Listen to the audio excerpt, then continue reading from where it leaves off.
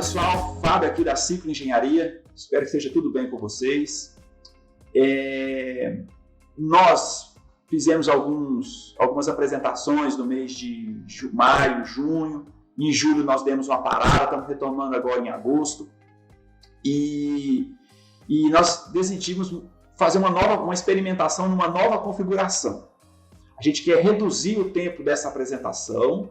Ela deixa de ser online, mas ela vai ficar disponível para vocês durante uma semana. E a ideia é que a participação de vocês venha através de sugestões sobre temas que nós poderíamos estudar, desenvolver da nossa maneira e apresentar de volta para vocês. Então, nós estamos iniciando o primeiro para falar sobre alimentação de combustível sob demanda. E nesse novo modelo, qual que é a ideia? Você traz o caso para a gente estuda ele, eu desenvolvo uma parte teórica sobre esse assunto e o ITER traz para a gente algum caso prático que envolva alguma falha, a respeito do tema. Né? Então, hoje eu vou falar sobre alimentação de combustível sob demanda, acho que vai ficar mais claro para vocês entenderem a nossa ideia e o nosso projeto. Vamos tentar fazer isso em 20 minutos ou um pouco menos e ficaria disponível para vocês aí durante uma semana até a publicação do novo. Como nós somos de Goiás, Vitor, nós vamos chamar os nossos casos de causos, que acho que fica mais característica da nossa região. O bom goiano tem um caos, né, para contar. Um caos, né? Então vamos começar com os nossos causos. Então, o objetivo é falar sobre esse negócio aqui, alimentação de combustível sob demanda. O que está acontecendo no sistema de alimentação de combustível para a gente trazer esse tema à tona? Né? Qual foi a evolução desse sistema? Então vamos iniciar aqui. Alimentação de combustível, sistema padrão. Então esse aqui é um desenho, um sistema padrão.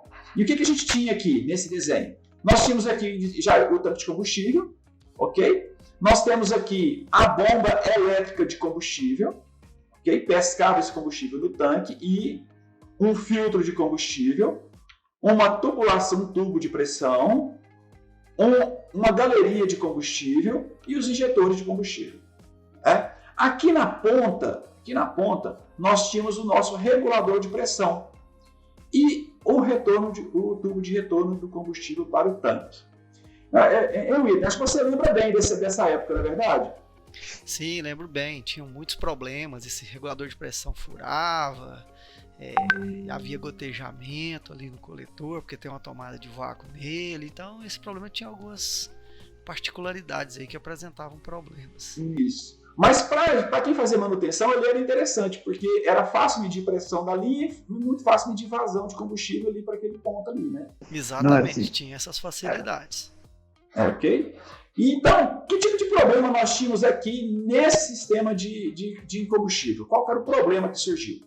Então, o combustível realimentado, então esse combustível que ele saía do tanque, ia lá no motor e o excedente retornava para o tanque.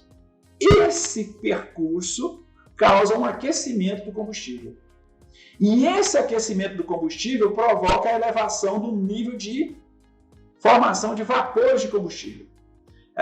E essa, mesmo que nem está mostrando aqui na nossa transparência, mas existe um sistema antievaporativo que vem da época do carburador, que já tinha lá o que o pessoal chama de canister. Nós mesmos chamamos de eletroválvula de pluga do canister. É um sistema já presente nos veículos há muito tempo.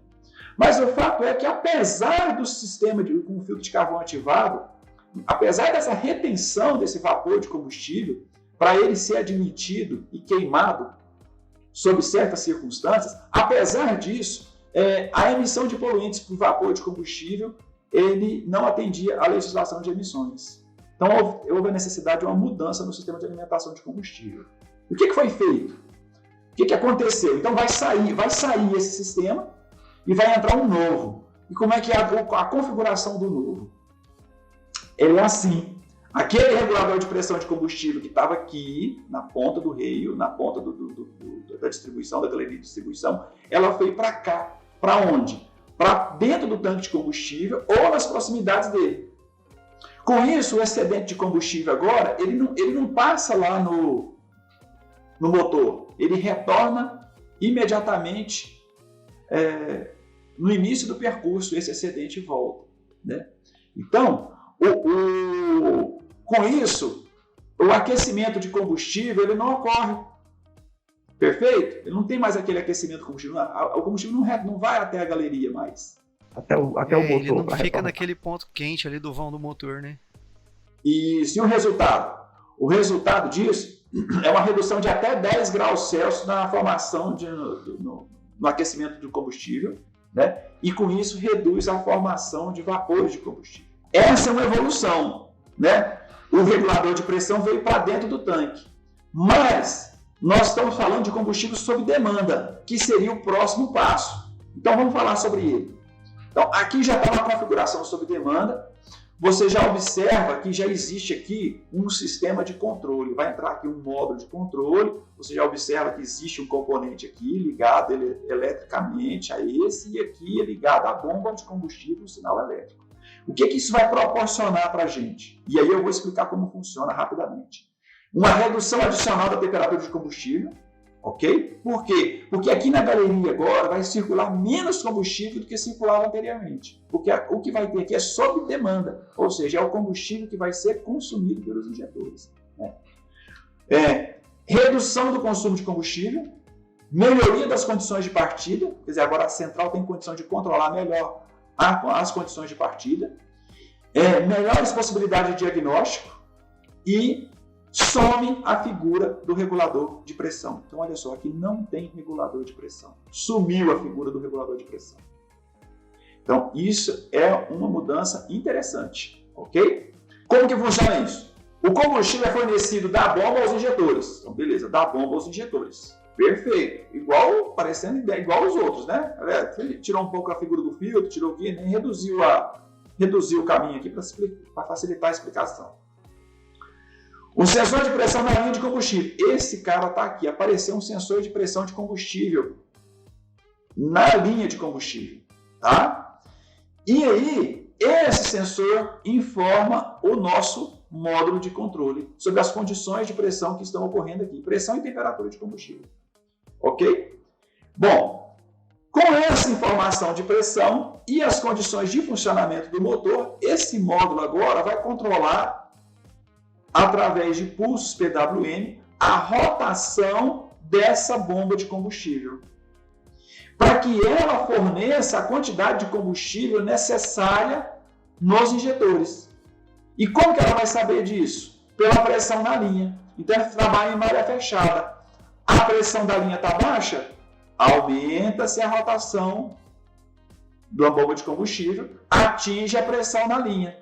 A pressão da linha ficou excessiva? Diminui a rotação do motor, da bomba, diminui o pulso aqui, a rotação da bomba vai cair e o sistema vai controlar a pressão na linha de combustível por esse sinal de rotação aqui. Então aqui eu tenho um sensor e um atuador.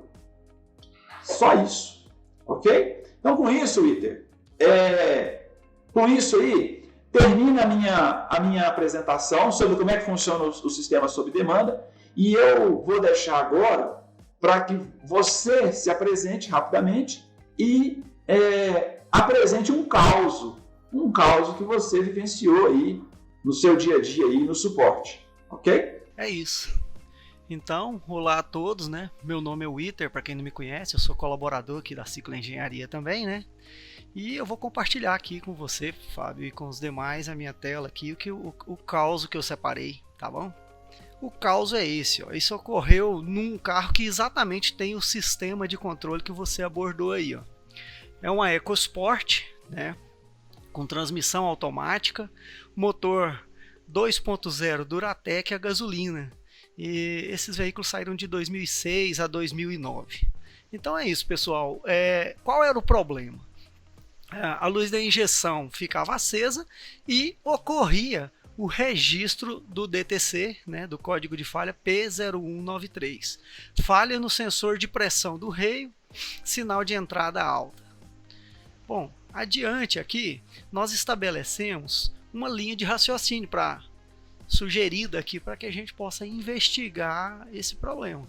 A primeira delas é: o que significa o código P0193? Então você tem lá acesso pelo Diag Web um campo onde você pode pesquisar lá no Pesquisa DTC, mais de 150 mil códigos de falha, a descrição detalhada. Você vai até lá, faz essa investigação, porque alguns scanners até resumem detalhes sobre esse código de falha que você pode pegar lá. E a partir daí, acessa também o nosso material, o diagrama elétrico do sistema. Ele vai te fornecer informações preciosas lá sobre como é composto o sistema, né, de injeção desse carro e, mais particularmente aqui, como é controlado o circuito dos elementos que pertencem ao sistema de controle de alimentação de combustível. Ao verificar o diagrama, nós vamos ver mais adiante aqui, que você vai ver a existência de um sensor de pressão e temperatura, né, do combustível, e a presença do módulo de controle da bomba de combustível, né? Com isso, você pode concluir que se trata de um sistema de alimentação sob demanda. Então, trazendo isso aqui para a prática da minha sugestão, está aqui o diagrama elétrico, que você pode consultar lá no Diag Web. Você pode observar aqui que eu tenho a presença de um módulo de controle da bomba de combustível no diagrama, né? Então esse símbolo aqui representa um componente com um circuito eletrônico integrado a ele, é um módulo. E ele está ligado ao módulo da injeção nos terminais B12 e B21. E aqui, através dos terminais 2 e 4, ó, ele faz a ligação com a bomba de combustível nos seus terminais 1 e 5, onde ele vai fazer o controle daquele sinal que o Fábio mencionou, que é um sinal com a largura de pulso modulado, um sinal PWM. Então aqui nesses terminais é feito o controle da bomba de combustível. E você pode detectar aqui, ó, a realimentação, né? O circuito tem a malha fechada com base no sinal do sensor de pressão e temperatura da linha de combustível. Sumiu a figura do relé da bomba, né? Bem lembrado, Fábio. Aqui no diagrama mesmo você não vai achar um relé da bomba. Desaparece a figura do relé da bomba. E você verifica a entrada desses componentes aqui. Então, o nosso diagrama ele mostra aqui com detalhes, ó, que inclusive os terminais igual aqui o A40, que fornece a tensão de referência para o sensor de pressão e temperatura do combustível, ele compartilha com outros sensores. Ó. Nossos diagramas procuram evidenciar isso, porque sempre que ele tem compartilhamento, existe a possibilidade de você ter um problema nos sensores que estão compartilhando do mesmo circuito, você ter um curto, a presença de água no conector de um deles e acusar uma falha aqui no componente. Então, isso aí amplia a sua capacidade de investigação. E aqui, ó, esse terminal A37 é por onde ele recebe, né, o sinal da pressão do combustível. O B41 é o massa para esse sensor.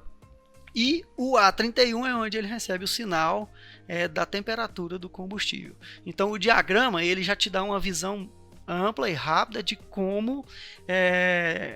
de quais elementos você deve investigar, de como se comporta o controle do fornecimento de combustível para esse carro.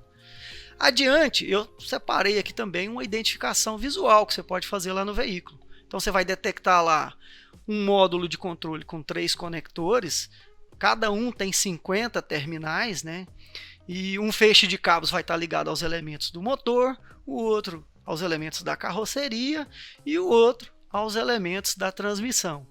Caminhando aqui na parte da identificação ainda, você tem o dito cujo aqui, que é a novidade, né, que é o sensor de pressão e temperatura da linha de combustível. Ele está instalado lá no vão do motor, no tubo reio, e ele, Fábio, ele tem aquela mangueirinha ainda para fazer o ajuste diferencial da pressão. Uhum. Isso aqui também acaba sendo uma fonte de problema que era lá atrás em outros sensores, né? Você tem que estar verificando se essa mangueira tem algum ressecamento, trinca, ou muitas vezes desconectada, que poderia trazer erros nas leituras realizadas aqui por esse sensor.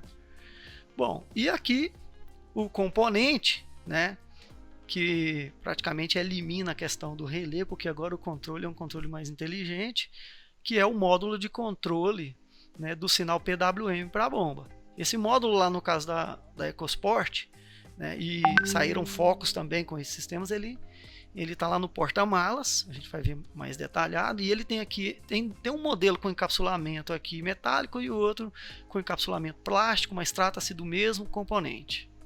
Bom, adiante, né, Ainda falando que no caso da alimentação sob demanda, né, a rotação da bomba, como você bem explicou lá, é controlada em malha fechada por um sinal PWM. E esse módulozinho aqui, ó, ele tá lá no porta-malas, né? No caso da EcoSport, ali do lado direito, próximo à caixa de rodas. É mais uma forma de fazer uma identificação visual. E eu separei também, Fábio, esse vídeo aqui, e ele exemplifica como ele dá uma visão gráfica, né, de como se comporta o controle do sinal PWM.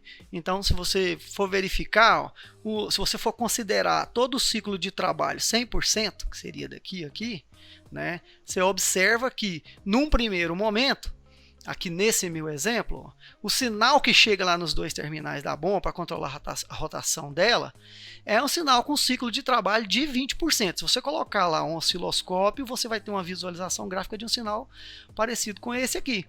Mas, no entanto, se você instalar o multímetro para fazer uma leitura lá nesses terminais, você vai ver que a tensão ela não vai ser os 12 volts entregues, né? E aqui, ó, simulamos uma segunda condição, onde o controle está em torno de 57%.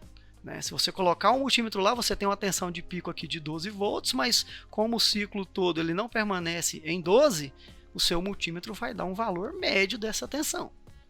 É interessante observar. Aí o que acontece? Aí o pessoal entende que a bomba está com defeito, não tem alimentação. Ou que está tendo uma queda de tensão no sistema, uma resistência, e ele fica procurando defeito onde não tem. Né? Já teve casos até do pessoal instalar um relé ali que ainda complica mais ainda o sistema, né? Porque aí o carro nem regulador de pressão tem, como você bem lembrou. Olha só aqui esse terceiro exemplo do sinal. Aqui, ó, o ciclo de trabalho quase todo está sendo comandado em 12 volts. Nessa ocasião, que seria uma bomba com a vazão máxima ali, né? Com a pressão máxima, aí você até poderia pegar um sinal próximo de 12 volts. Mas, lembrando que isso varia o tempo todo, então não é o teste ideal. O ideal seria mesmo fazer esse tipo de acompanhamento lá. Bom, adiante, né, eu separei um slide aqui do monitoramento e registro da falha. Como é que ele é feito? Ele é feito da seguinte forma. O módulo de controle do motor, ele verifica o circuito do sensor de pressão.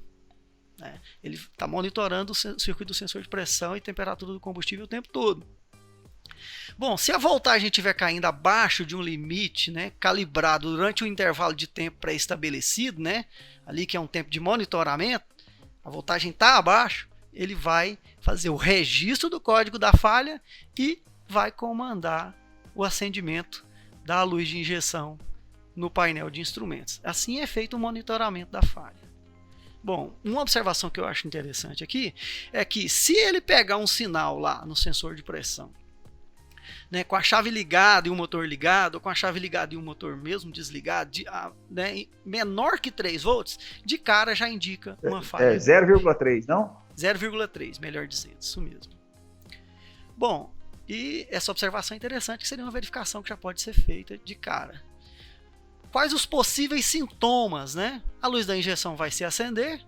Um sintoma que é o mais comum, o motor perde potência, sempre que esse sistema está operando incorretamente. Falta combustível, né? Falta combustível, ou o combustível é entregue totalmente de forma errada, fora da condição necessária, né? Vai perder potência com certeza. E outro sintoma também é a dificuldade nas partidas. Como você disse, esse sistema melhoraria as estratégias de partida, né? Um defeito nele piora as condições de partida, ou às vezes o motor nem pega, né? Bom, eu separei aqui também quais seriam as causas, que já vem de encontro com o slide anterior. A falta de combustível, ou combustível muito baixo, é problema para esse sistema sob demanda. Má condição, né, na conexão dos conectores do chicote do sensor de pressão e temperatura de combustível e os demais conectores do sistema. O próprio sensor defeituoso. O chicote, né, do sensor de pressão e temperatura do combustível com circuito aberto ou em curto-circuito. Isso aí o diagrama vai te auxiliar demais nessa identificação. E a própria bomba defeituosa. Aqui, Fábio, vale ressaltar que eu já atendi vários casos lá onde a pessoa começa um diagnóstico nesse sistema e no final acaba trocando a bomba e o defeito não é resolvido. Então é comum o pessoal trocar a bomba de combustível, principalmente porque ele tem uma interpretação errônea. Às vezes a pressão está baixa porque a bomba não está sendo comandada na rotação desejada. Ele faz a leitura e aí condena a bomba. E o carro fica com sintoma realmente de bomba ruim, né? Então é muito enganoso nesse sentido. Bom, e quais seriam as soluções nesse caso, né? As soluções seriam abastecer o tanque, identificado uma deficiência de uma falta de combustível no tanque. Se o defeito for no sensor, uma vez constatado, seria a troca dele. O reparo do chicote. Eu volto a reforçar que nesse caso aqui, só com o diagrama em mãos você vai conseguir identificar e fazer esse reparo a contento, né? E a substituição da bomba de combustível, sempre com a cautela de ter realizado os testes antes. Então aqui a gente encerra esse caos, né, Fábio, que é na verdade um resumo de vários causos que eu já peguei nesses sistemas lá, e a gente apresentou os mais recorrentes, né? E eu acredito, na verdade, que isso vai ajudar bastante, vai clarear quando a pessoa verificar um carro desse, ficar procurando um relé da bomba, ele não vai encontrar, né? Isso já vai ser um ganho de tempo bom para ele ali na análise do problema que pode ocorrer para ele, pode vir apresentar lá na oficina dele. Então, obrigado a todos, fica o meu agradecimento aí, eu fico feliz em poder colaborar. Witter, muito obrigado, cara. Eu acho que foi muito bacana essa tua apresentação, ficou muito legal mesmo. E eu penso que o pessoal agora poderia participar, sugerindo novos estudos que a gente poderia desenvolver e trazer uma base teórica, a gente estudar uma maneira de apresentar uma base teórica legal, bacana para a pessoa compreender uma linha de raciocínio, identificar uma linha de raciocínio e, paralelo a isso, a gente identificar algum causo para que você venha trazer para a gente esses causos. Vamos ver, será que agora nesse mês de agosto a gente consegue alguns causos para a gente desenvolver ao longo desse mês e seguir na sequência? Bom, obrigado a todos, ok? E a gente espera então agora contar com a participação das pessoas, não é mesmo, Witter? Ótimo, com certeza. Queremos que todos participem, vocês podem fazer sugestões lá e vamos separar os causos aqui, Fábio. Beleza. Gente, muito obrigado. Até a próxima.